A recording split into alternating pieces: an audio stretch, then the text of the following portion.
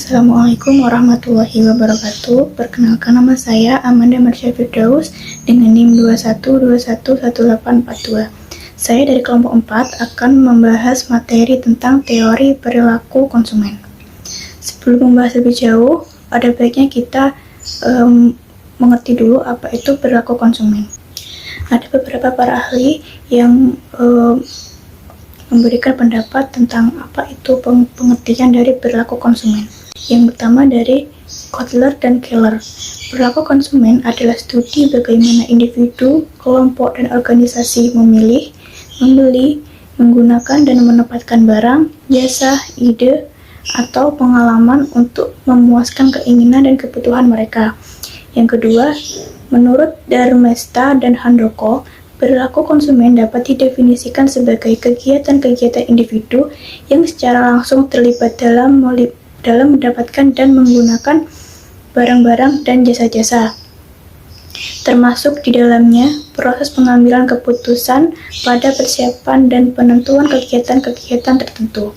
Yang ketiga, menurut Skifliman dan Kano, perilaku konsumen menggambarkan cara individu mengambil keputusan untuk memanfaatkan sumber daya mereka yang tersedia, waktu, uang, usaha, guna membeli barang-barang yang berhubungan dengan konsumsi.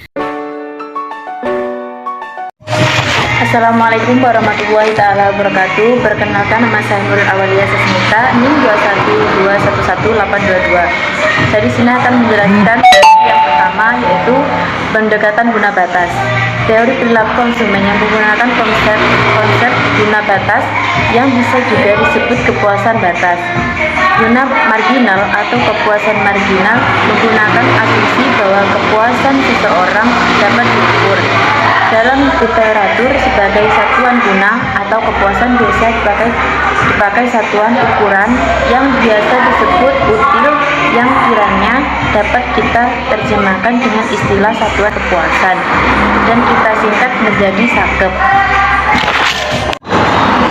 Di samping diasumsikan dapat diukurkan kepuasan, dapat ditemukan juga bahwa teori perilaku konsumen yang menggunakan konsepsi guna batas menggunakan pula asumsi additif, yaitu asumsi bahwa kepuasan total dari pengkonsumsian dua barang atau lebih dapat diperoleh dari masing-masing barang yang dikonsumsi. Asumsi ini sebetulnya tidak realistik.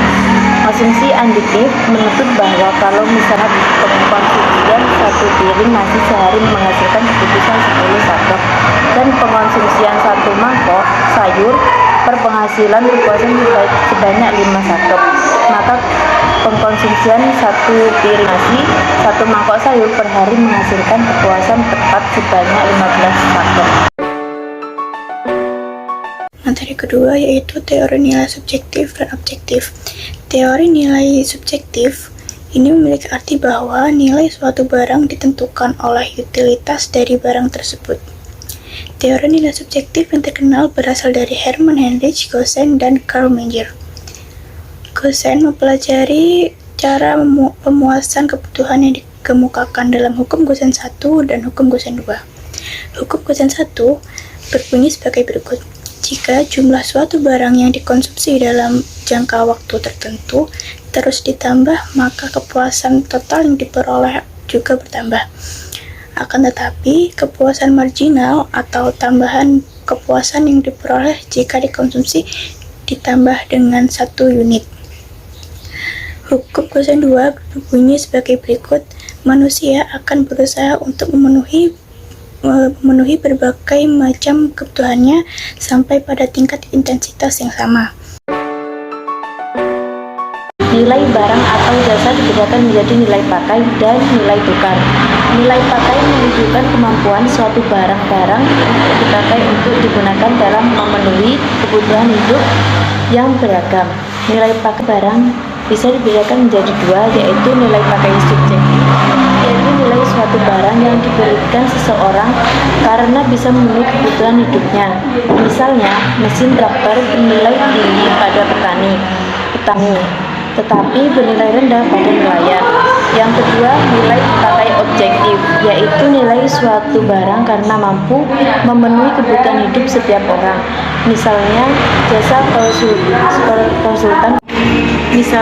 Jasa konsultan keuangan yang bernilai sama, yaitu membandingkan jasa konsultan keuangan. Pembahasan keempat dan kelima yakni tentang teori kardinal dan teori ordinal. Teori kardinal atau disebut juga pendekatan kardinal merupakan utility atau kepuasan seseorang konsumen dalam mengkonsumsi suatu barang dapat diukur secara langsung dengan angka dan satuan kepuasan.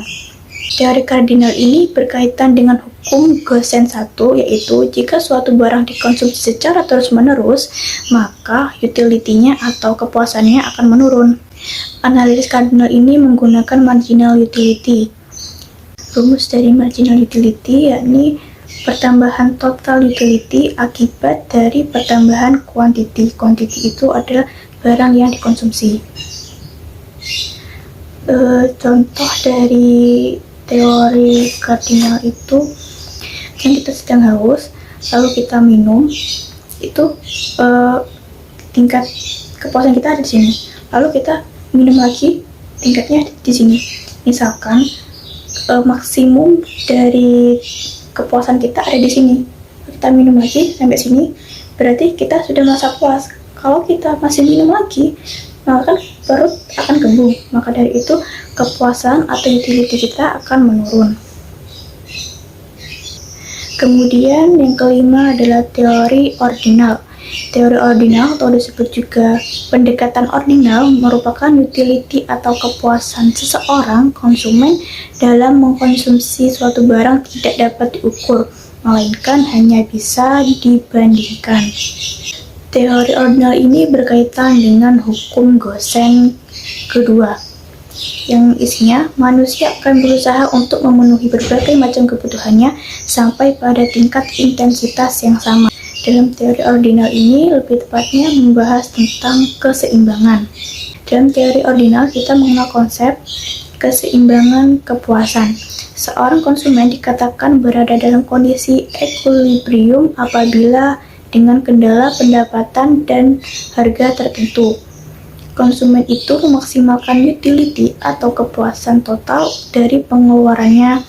Dengan kata lain, seorang konsumen berada dalam kondisi equilibrium apabila dengan kendala pendapatan dan harga tertentu. Konsumen itu memaksimalkan utility atau kepuasan total dari pengeluarannya. Dengan kata lain, seorang konsumen dalam kondisi equilibrium apabila dengan garis anggaran tertentu mencapai kurva kepuasan sama tertinggi.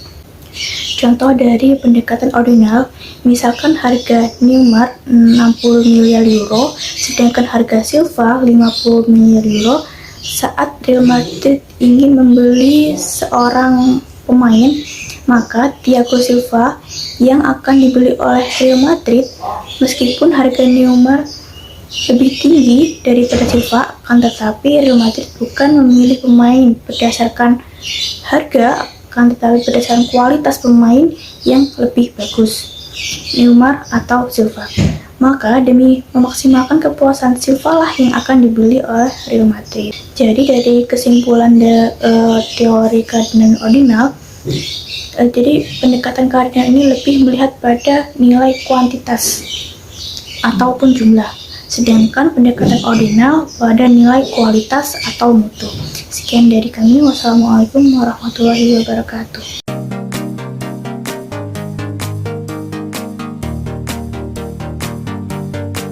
Baik, pertanyaan pertama, menu apa saja yang paling dicari konsumen?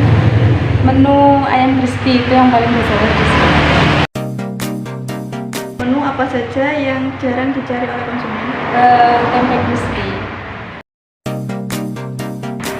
Kira-kira apa alasan konsumen tersebut beli di sini? Ya karena mungkin rasa sambelnya ya yang bestseller di sini kan, soalnya dari namanya Ponger, yang khasnya khas pedes-pedes gitu. Jadi sambelnya yang jos, yang jadi Mantap. yang mantap.